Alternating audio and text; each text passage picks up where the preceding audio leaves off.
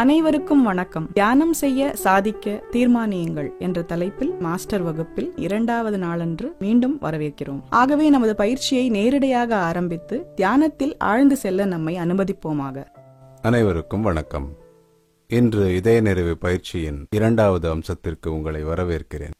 இதை நாங்கள் சுத்திகரிப்பு அல்லது புத்துணர்வூட்டும் செயல்முறை என அழைக்கிறோம். சுத்திகரிப்பிற்கும் புத்துணர்வூட்டும் செயல்முறைக்கும் இடையிலான சம்பந்தம் என்ன? இது மனங்குவிப்பையும் தியானத்தையும் போன்றது.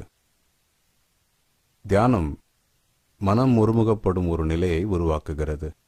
சுத்திகரிப்பு நமக்கு புத்துணர்வூட்டுகிறது. இது சுத்திகரிப்புடன் சேர்ந்து வரும் விளைவாகும். இது இதய நிறைவு பயிற்சியின் அதிமுக்கியமான அம்சங்களில் ஒன்றாகும். சுத்திகரிப்பு என்பது என்ன? நாம் எதை சுத்திகரிக்க முயற்சிக்கிறோம்? முதலில் பின்வரும் இவற்றினிடையே உள்ள வேறுபாட்டை புரிந்து கொள்ள முயல்வோம். கர்மாக்கள், சம்ஸ்காரங்கள், பதிவுகள் மற்றும் நமது உணர்ந்தறிதல். ஆனால் நான் அவற்றை பற்றி ஆழமாக விவரிக்கப் போவதில்லை. நீங்கள் எவரோ ஒருவரை பார்க்கிறீர்கள் என்று வைத்துக் கொள்வோம். அது உங்கள் இதயத்தில் ஒரு தாக்கத்தை ஏற்படுத்துகிறது. ஆஹா, அவளது கவர்ச்சி மிக ஈர்ப்பு வாய்ந்தது என்கிறீர்கள். பல நாட்களுக்கு நீங்கள் அவளையே நினைத்துக் கொண்டிருக்கிறீர்கள். அது உங்கள் மீது தாக்கத்தை ஏற்படுத்தி விடுகிறது. விஞ்ஞான உலகில் நியூட்டனின் முதல் விதி அல்லது 2வது விதி, நான் பௌதிக இயலில் நிபுணன் அல்ல, செயல்களும் பிரதிச்செயல்களும் சமமானவை, ஆனால் ஒன்றுக்கொன்று எதிரானவை என்கிறது. ஆனால் ஆன்மீகத் துறையில் ஒரு குறிப்பிட்ட செயலின் எதிர்ச்செயலை அளவிட முடியாது. வெறும் ஒரு பார்வை வாழ்நாள் முழுவதும் மறக்க முடியாத வகையில் உங்கள் மீது தாக்கத்தை ஏற்படுத்தும் அளவிற்கு மிக ஆழ்ந்ததாக இருக்கக்கூடும். எனவே ஆன்மீக உலகில் பிரதிச்செயல் சமமாகவும் எதிரானதாகவும் இருக்க வேண்டிய அவசியமில்லை. பிரபஞ்சம் முழுவதையும் சூழ்ந்திருக்கக்கூடிய அளவிற்கு அது மிக பெரியதாகவும் இருக்கலாம், அல்லது எதுவுமே இல்லாமலும் இருக்கலாம். அது நம்மை பொறுத்தது. இந்த குறிப்பிட்ட பயிற்சி பற்பல காரணங்களால் நாம் நமது உணர்ந்தறிதலால் சேகரித்துக் கொள்ளும் சிலவற்றை நீக்க முயற்சிக்கிறது. ஒரு குறிப்பிட்ட கருத்தை ஒருவர் இது நல்லது அது கெட்டது என்கிறார். மற்றொருவர் அதே கருத்தை இது உபயோகமற்றது என்கிறார். இன்னொருவர் அதை மிகச் சிறந்த ஒன்றாக கருதுகிறார். அத்தகைய வித்தியாசத்தை ஏற்படுத்துவது எது? நம்மில் எவரும் ஒரே கருத்தை ஒரே விதத்தில் நோக்குவதில்லை. ஒவ்வொருவரும் ஒரே விஷயத்தை வெவ்வேறு மட்டங்களில் பார்க்கின்றனர். நம் பதிவுகள், நம் பின்னணிகள் மற்றும் நம் உணர்ந்தறிதல் வண்ணக் கண்ணாடி போல் செயல்படுகின்றன. நம் உணர்வுறு நிலையில் நாம் அனைவரும் வண்ணக் கண்ணாடிகளை அணிகிறோம். ஒரு பொருளை அது உள்ளவாறே காண்பது எப்படி? ஆற்றின் மறுபக்கம் வசிக்கும் தனது காதலியை சந்திக்க முயற்சிக்கும் ஒரு காதலனின் கதையை நீங்கள் கேட்டிருக்கலாம்.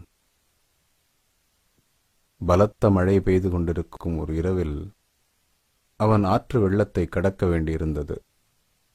மரக்கட்டை என்று அவன் நினைத்த ஒன்றை பற்றி கொண்டு ஆற்றை கடக்கிறான். வீட்டுக் கதவு மூடியுள்ளது. எனவே தனது காதலியின் வீட்டின் முதல் மாடிக்கு ஏற முயற்சிக்கிறான். ஒரு கயறு இருப்பதாக நினைத்து அதை பிடித்து கொண்டு ஏறி காதலியின் அறையை அடைகிறான். பின்னர் அவன் காதலி கேட்டாள், எப்படி ஏறினாய், எப்படி வந்தாய் என்று. நான் வருவதற்காக நீ ஒரு கயிற்றை வைத்திருந்தாய் என்கிறான். அவள் சிரித்துக்கொண்டு, கயிறா? நான் கயிறு எதுவும் வைக்கவில்லை, நீ வருவதே கூட எனக்கு தெரியாது என்கிறாள். பின்னர் அவன் எப்படி ஏறினான் என்பதை அவர்கள் ஜன்னல் வழியாக பார்த்தபோது அது ஒரு பெரிய பாம்பு. அவன் பார்வைக்கு அது கயிறாக தெரிந்தது.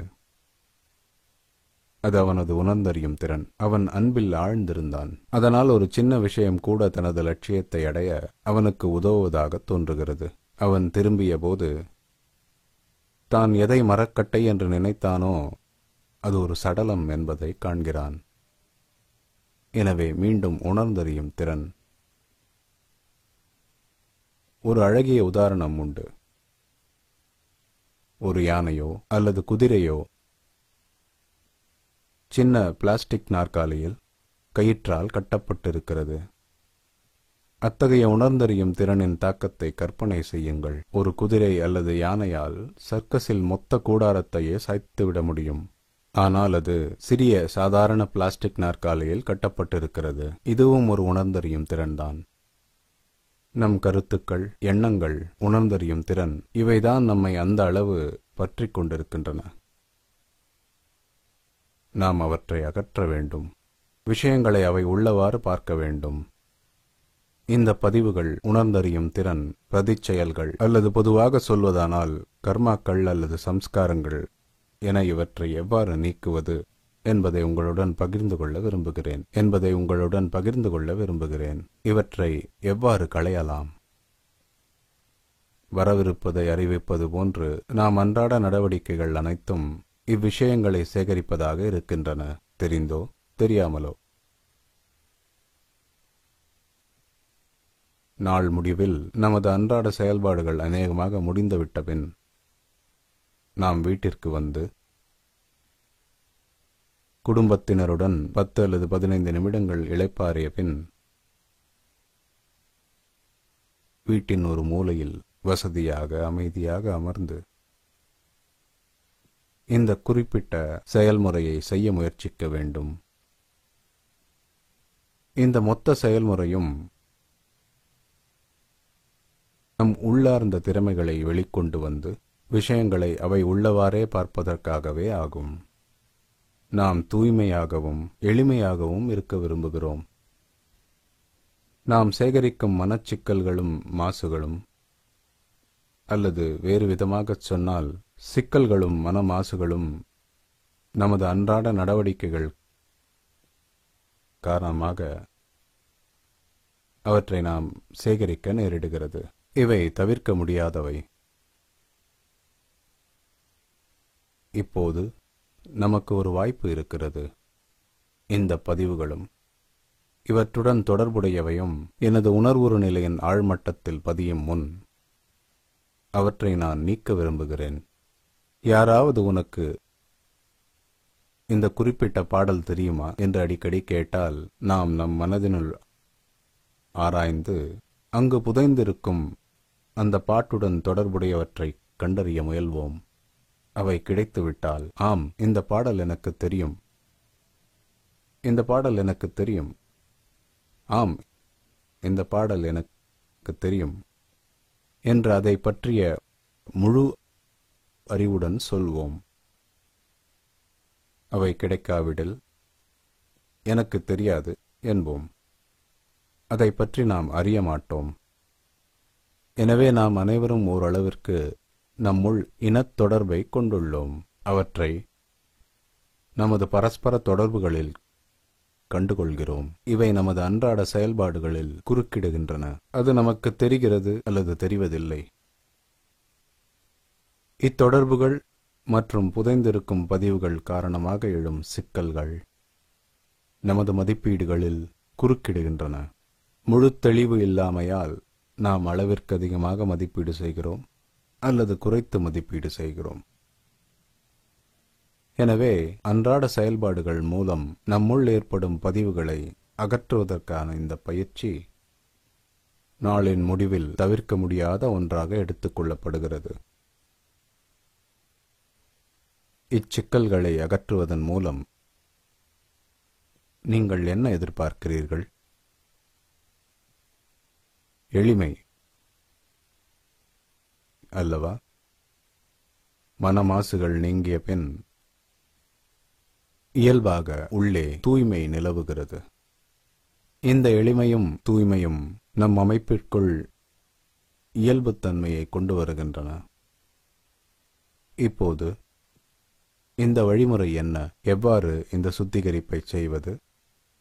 இந்த 3 இதய நிறைவு மாஸ்டர் வகுப்புகளில் இந்த பிராணாகுதி அல்லது இதை தொடங்கும் செயல்முறை காரணமாக நமக்கு இவற்றை செய்யும் திறன் அளிக்கப்படுகிறது. எவ்வாறோ நம்மால் இந்த சுத்திகரிப்பை நாமாகவே செய்ய முடிகிறது. இந்த அன்றாட பதிவுகளை நீக்க நமக்கு போதுமான திறமை, அறிவு மற்றும் வழிமுறை அளிக்கப்படுகிறது. நமது அன்றாட நடவடிக்கைகள் ஏராளமான சிக்கல்களையும் மனமாசுகளையும் உருவாக்கி ஏதோ ஒரு வகையில் நம் உணர்வுற நிலைக்கு திரையிட்டு விடுகிறது. இது நம் இதயம் மற்றும் மனதை தாக்குகிறது. இறுதியாக அது நமது தியானிக்கும் உணர்வுற நிலையை பாதிக்கிறது. உதாரணத்திற்கு, இந்த பதிவுகள் திரும்ப திரும்ப எண்ணங்களை நம்முள் எழுப்பி நம்மை விடாது வாட்டிக்கொண்டிருக்கும். பகல் நேரத்தில் ஏதோ ஒரு வேலையை செய்ய மறந்து விட்டதாகவோ அல்லது செய்து முடிக்காமல் விட்டதாகவோ வைத்துக் கொள்ளுங்கள். அது ஒரு குறிப்பிட்ட அளவு பதிவை ஏற்படுத்துகிறது. நீங்கள் தூங்குவதற்கு முன் அது உங்கள் மனதை வாட்டுகிறது. முழுமையாக முடிக்காத அல்லது தவறாக செய்த வேலையும் கூட உங்களை வாட்டுகிறது. இந்த சுத்திகரிப்பின் மூலம் இப்பதிவுகளின் நினைவு மட்டுமன்றி அவற்றின் வெற்றி அல்லது தோல்வியால் ஏற்பட்ட தாக்கம் கூட நீக்கப்பட்டு விடுகிறது. நாம் செய்த மற்றும் செய்யாத செயல்களின் தாக்கங்கள், எண்ணங்களின் தாக்கங்கள், கருத்துக்களின் தாக்கங்கள், போர்கள் அல்லது சில குற்றமற்ற விஷயங்கள் போன்ற சுற்றுச்சூழல் தாக்கங்கள் ஆகியவற்றையும் நம் மனதை பாதிக்கக்கூடும். இந்த சுத்திகரிப்பை மென்மேலும் செய்யச் செய்ய என் உள்முக சுயம் நன்கு ஒருமுகப்படுவதையும் விஷயங்களை நேரடியாக பார்க்கும் அளவிற்கு அது தூய்மையாகவும் எளிமையாகவும் ஆவதையும் நாளடைவில் நாம் மெல்ல மெல்ல காண்போம். அதன் விளைவாக நாம் பொருட்களை உள்ளது உள்ளவாறு பார்ப்போம். இது அனுபவத்தில் உணர வேண்டிய விஷயமாகும். உணர்வுறு நிலையில் அது கொண்டு வரும் மாற்றத்தை நீங்கள் உணர வேண்டும் என்பதே என் விருப்பம்.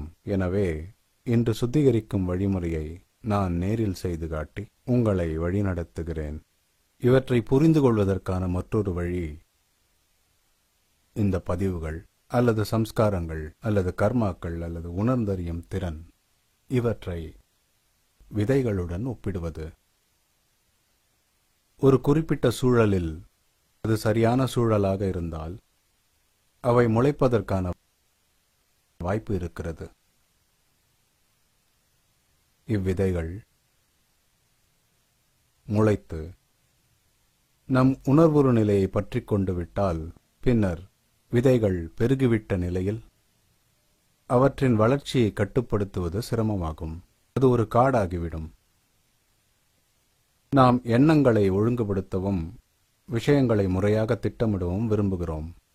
ஒரு குறிப்பிட்ட விதை ஒரு குறிப்பிட்ட சூழலில் குறிப்பிட்ட இடத்தில் வளரும் வகையில், அதாவது ஒரு திறமை வாய்ந்த தொழிலாளி அல்லது ஒரு சிறந்த தோட்டக்காரர் குறிப்பிட்ட சில விதைகளை ஒரு குறிப்பிட்ட இடத்தில் ஒரு குறிப்பிட்ட நேரத்தில் ஊன்றுவதனால் ஒரு அழகான தோட்டம் உருவாகக்கூடும். ஆனால் எங்கு வேண்டுமானாலும் எப்போது வேண்டுமானாலும் அனைத்து இடங்களிலும் விதைகளை விதைத்தால் அது ஒரு காடாகிவிடுகிறது. கட்டுப்படுத்தாத, ஒழுங்குபடுத்தாத, வழிவகுக்கப்படாத, ஊக்குவிக்கப்படாத எண்ணங்களும் கருத்துகளும் ஒரு காட்டை, ஒரு ஒழுங்கற்ற வாழ்க்கையை உருவாக்குகிறது. இந்த சுத்திகரிப்பு செயல்முறை இவ்வனைத்தையும் ஒழுங்குபடுத்த உதவுகிறது. அது சில குறிப்பிட்ட பதிவுகளை நம் உணர்வுறு நிலையின் ஆழ்மட்டங்களிலிருந்து நீக்குவது மட்டுமன்றி உலகியல் மட்டத்திலும் கூட நம்மை சரியான விஷயத்தை தேர்ந்தெடுக்கவும் வாழ்க்கையில் சரியான முடிவுகளை எடுக்கவும் ஊக்குவிக்கிறது. இப்பயிற்சியை நாம் வேலையிலிருந்து வீட்டிற்கு திரும்பியவுடன் செய்ய வேண்டும். நான் ஓய்வு பெற்ற ஒரு மருந்தாளர். காலை 9 மணியிலிருந்து மாலை 7 வரை வேலை செய்துவிட்டு வீடு திரும்ப மணி 8 ஆகும். 8:15 என் அறையில் அமர்ந்து மிகச்சிறந்த இப்பயிற்சியை செய்வேன். இது எனக்கு மீண்டும் சக்தியூட்டியதுடன் புத்துணர்வு பெறவும் உதவியது. மேலும் என்னை அமைதிப்படுத்தியது. இதையும் விட மிக முக்கியமாக இந்த பயிற்சியை செய்திருக்காவிடில் நான் சலிப்புடன், குழப்பத்துடன், ஓரளவிற்கு மட்டமான உணர்வுற நிலையுடன் குடும்பத்தினர்களிடம் உறவாடுவேன் என உணர்ந்தேன். நீங்கள் ஒரு எரிச்சலான மனநிலையில் வீட்டிற்கு வந்து குடும்பத்தினருடன் பேசுவதாக வைத்துக் கொள்ளுங்கள். இந்த சுத்திகரிக்கும் ஒரு எளிமையான பயிற்சியினால் இதை தவிர்க்க முடிந்தால் நன்றாக இருக்கும் அல்லவா? இன்று இந்த சுத்திகரிப்பு பயிற்சியை சுமார் 10 நிமிடங்களுக்கு செய்வோம். ஆனால் உடனடியான விளைவுகளை பார்க்க நீங்கள் உங்கள் தினசரி வாழ்க்கையில் இதை குறைந்தபட்சம் 20 நிமிடங்கள் செய்ய வேண்டும் என விரும்புகிறேன். நேரம் இருந்தால் 30 நிமிடங்கள் வரை இதை நீட்டிக்கலாம். ஆனால் ஒரே நேரத்தில் 30 நிமிடங்களுக்கு மேலாக செய்ய வேண்டாம். இப்போது நாம் ஆரம்பிப்போம். சுத்திகரிப்பை செய்வோம். நாங்கள் அதை செய்வது இவ்வாறுதான். தியானம் செய்வதைப் போல் நம் கண்களை மென்மையாக மூடிக்கொள்கிறோம்.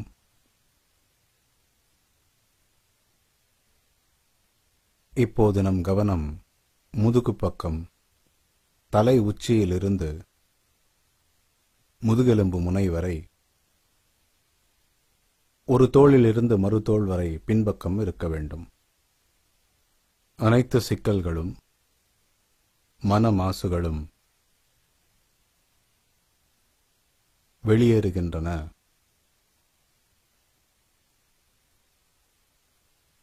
என்ற ஒரு சூட்சுமமான எண்ணத்தை ஏற்படுத்திக் கொள்ள வேண்டும். இது சிக்கல்களும் மன மாசுகளும் வெளியேறுகின்றன என்ற ஒரு விதமான சங்கல்பமாகும்.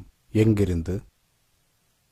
முதுகுப்புறத்திலிருந்து, உச்சந்தலையிலிருந்து முதுகெலும்பு முனை வரை அவை பின்பக்கத்திலிருந்து வெளியேறுகின்றன என்று நினைத்துக் கொள்ளுங்கள். எவ்வாறு? புகை வடிவில் வெளியேறுவதாக நினையுங்கள். இப்போது இச்செயல்முறையை மீண்டும் ஒரு முறை சரிபார்ப்போம். அனைத்து சிக்கல்களும் மன மாசுகளும் முதுகுப்புறம் உச்சந்தலையிலிருந்து முதுகெலும்பு முனை வரையிலுள்ள பகுதியிலிருந்து புகை வடிவில் வெளியேறுவதாக ஒரு பாவனை அல்லது சங்கல்பம் செய்து கொள்கிறோம். இந்த செயல்முறையை தொடருங்கள்.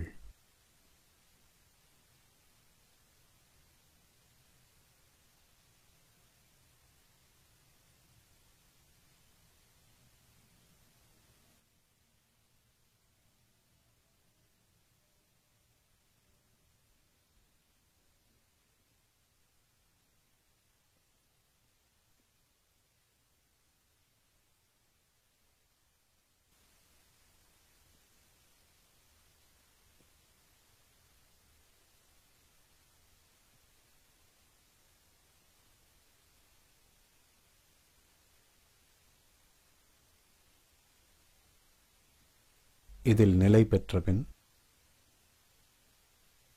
செய்ய வேண்டிய இன்னொரு விஷயம் இச்செயல்முறையை விரைவுபடுத்துவதாகும்.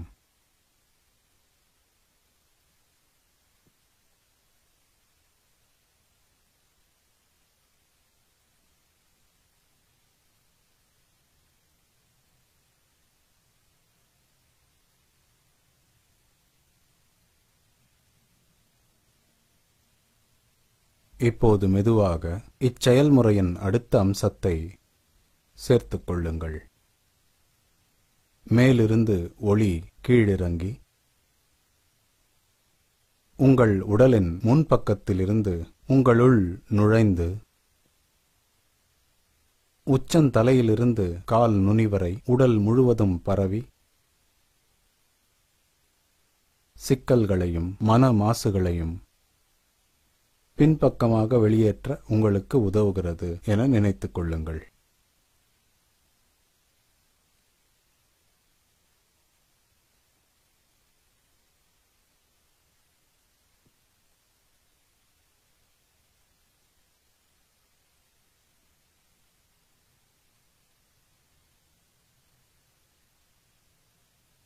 சிக்கல்களும் மன மாசுகளும் வெளியேறியதன் விளைவாக அவ்விடத்தில் உருவாகும் வெற்றிடத்தை நிரப்ப இந்த ஒளி எனக்கு உதவுகிறது.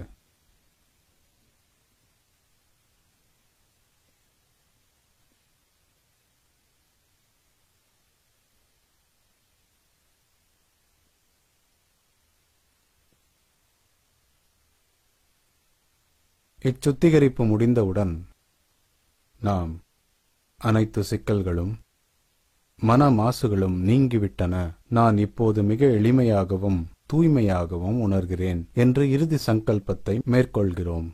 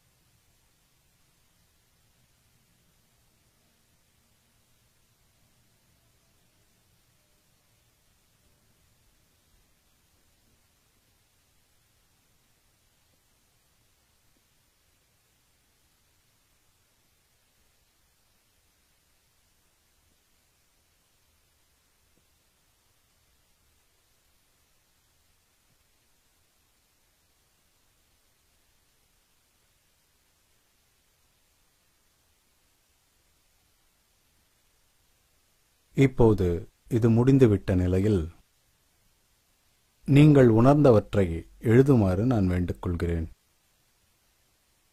சுத்திகரிப்பிற்கு பிறகு எவ்வாறு உணர்கிறீர்கள்? தியானத்திலிருந்து இந்த அனுபவம் எவ்விதத்தில் மாறுபடுகிறது? ஒரு விஞ்ஞானி கவனிப்பது போல் செயல்முறையில் உள்ள வித்தியாசத்தையும் அதன் விளைவுகளையும் கூர்ந்து கவனியுங்கள்.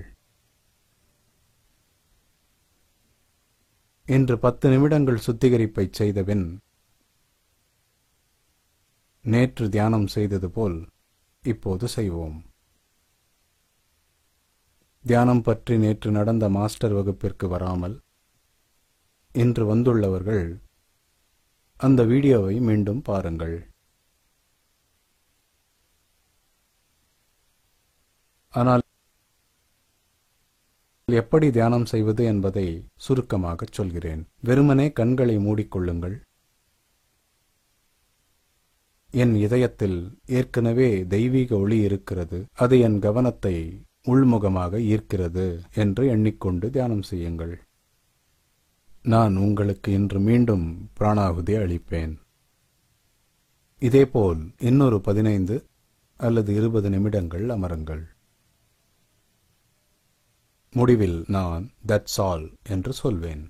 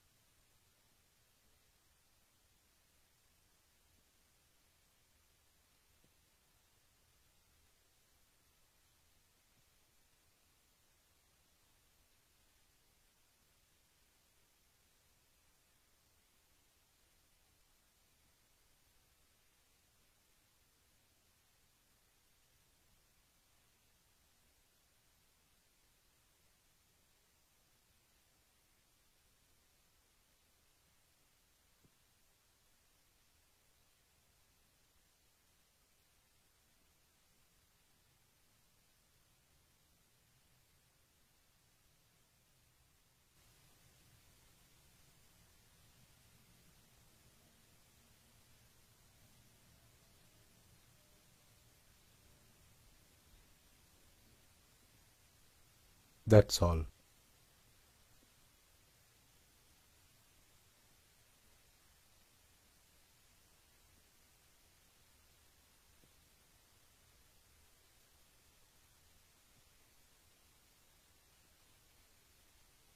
நீங்கள் அனுபவித்து உணர்ந்தவற்றையும் கவனித்தவற்றையும் குறித்துக் கொள்ளுங்கள்.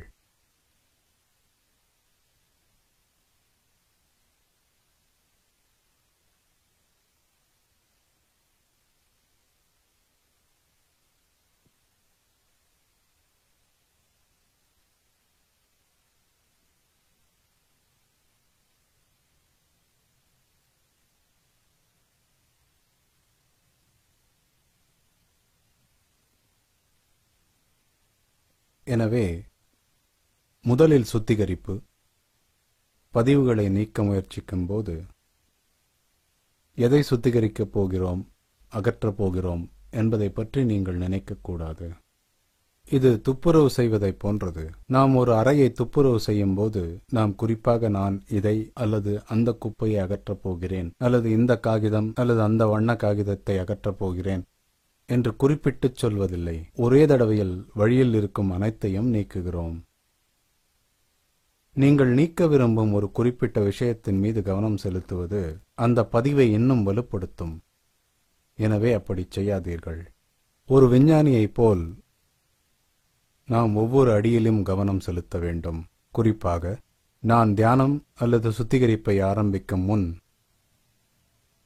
என் உள்நிலை எவ்வாறு இருந்தது, அவற்றைச் செய்த பின் எப்படி இருந்தது என ஆராய வேண்டும். சுத்திகரிப்பு செயல்முறையின் முக்கிய நோக்கம் இதயத்துடன் நம் உள்முக இணைப்பை பலப்படுத்துவதே. காலை தியானத்தில் நிலைநிறுத்தப்பட்ட இந்த இணைப்பை நாம் மீண்டும் வலுப்படுத்த வேண்டும். ஏனெனில் இந்த சிக்கல்கள் மற்றும் மாசுகள் காரணமாக இந்த இணைப்பின் பலம் குன்றிவிடுகிறது. அவற்றை அகற்றுவதன் மூலம் நாம் இந்த இணைப்பை பலப்படுத்துகிறோம். நாம் அன்றைய தினத்தை காலை தியானத்துடன் ஆரம்பிக்கிறோம். மாலை சூரியன் அஸ்தமிக்கும் நேரத்திற்குள் நாம் நிறைய பதிவுகளை சேர்த்து கொண்டு விடுகிறோம். மாலை சுத்திகரிப்பு மூலம் இவ்வனைத்தும் நீக்கப்பட வேண்டும். இதனால் நம் தியானம் சுலபமாகிறது. எனவே ஒரு விதத்தில் இரண்டும் ஒன்றுக்கொன்று துணை புரிகின்றன. நான் தியானம் செய்யும் போது வலுவடைகிறேன். இது உங்களது சக்தி வாய்ந்த ஒரு ஃபெராரி கார் சேற்றில் சிக்கிக் கொண்டுள்ளது போன்றது. நீங்கள் என்ன செய்வீர்கள்? சக்தி வாய்ந்த என்ஜின், ஆனால் பயனற்றது, சேற்றில் சிக்கியுள்ளது. ஒரு அழகான சாலை இருக்கலாம், ஆனால் ஃபெராரி என்ஜின் இல்லை. எனவே அருமையான சாலைகள் மற்றும் சக்தி வாய்ந்த வாகனம் இரண்டும் சேர்ந்திருப்பதை நாம் விரும்புகிறோம். இந்த விஷயம் நம் உள்முக அமைப்பிற்கும் பொருந்தும். நமக்கு ஒரு உன்னதமான ஆன்மா இருக்கிறது. ஆனால் நாம் சேகரிக்கும் குப்பைகளின் சங்கிலியால் அது கட்டுண்டிருந்தால் என்ன பயன்? நாம் அதை அகற்ற வேண்டும். சிக்கல்களையும் மாசுகளையும் அகற்றுவதன் முக்கியத்துவம் இதுதான். இச்செய்முறையை செய்து இந்த அன்றாட சுத்திகரிப்பின் நற்பலன்களை நீங்கள் அனைவரும் பெற வேண்டும் என்பது என் விருப்பமாகும். நீங்கள் தொடர்ந்து செய்ய அதன் பலனை அதிக அளவில் உணர்வீர்கள். இன்று என்னுடன் பங்கு கொண்டதற்கு நன்றி. நாளை பார்ப்போம். நமது ஆழ் சுயத்துடன் நம்மை எவ்வாறு இணைத்துக் கொள்வது என்ற விஷயத்தை நாளை பார்ப்போம். வணக்கம். இன்றைய அனுபவம் உங்களுள் புத்துணர்வூட்டி உங்கள் இதய நிறைவு தியானத்திற்கு துணையாக நிற்பதை உணர்ந்திருப்பீர்கள் என நம்புகிறோம். எங்களது நாளைய கடைசி தின வகுப்புகளை உங்களுடன் பகிர்ந்து கொள்ள ஆவலாக காத்திருக்கிறோம். நம்முள் இருக்கும் நமது இதயத்தின் மூலாதாரத்துடன் நம்மை இணைத்துக் கொண்டு நமது பயிற்சியை தொடர்வோம். அந்த உள்முகமான சலனமற்ற அமைதியான குரலை நம் அனைவராலும் அணுக முடியும்.